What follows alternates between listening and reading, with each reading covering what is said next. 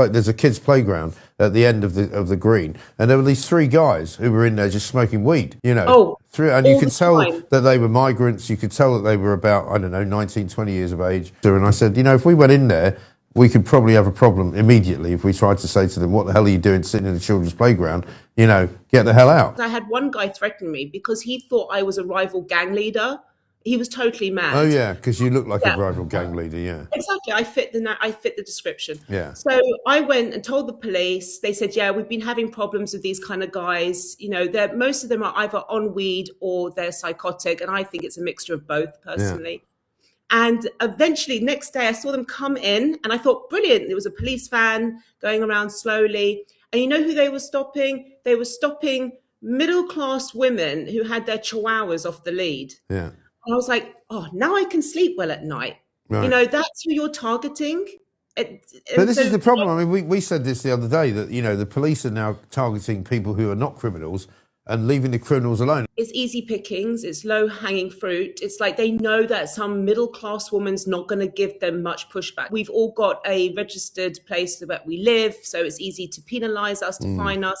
These people, they've got no fixed abode. They're walking around, they're unhinged. Back to the point that I'm seeing this in the area creep up. I was sexually assaulted in the library at 4 p.m. in the afternoon in front of my 10-year-old. These are things that never happened in this area. They never happened in the daytime. That's what's worrying. This is not 4 o'clock in the morning in a back alley somewhere. Your experience that you've just described was something that people had to put up with in cities, but it's now happening in local towns.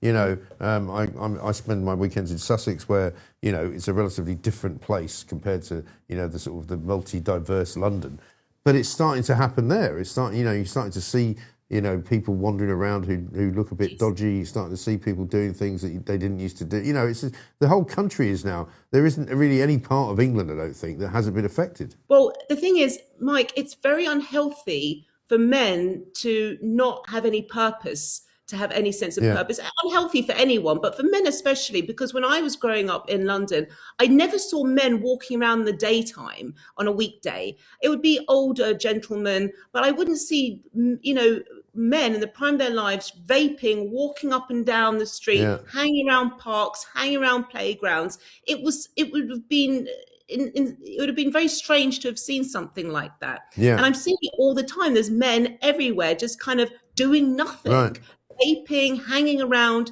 no fixed abode, nowhere to go, nothing to do. I think that's dangerous for society. Yeah, absolutely right.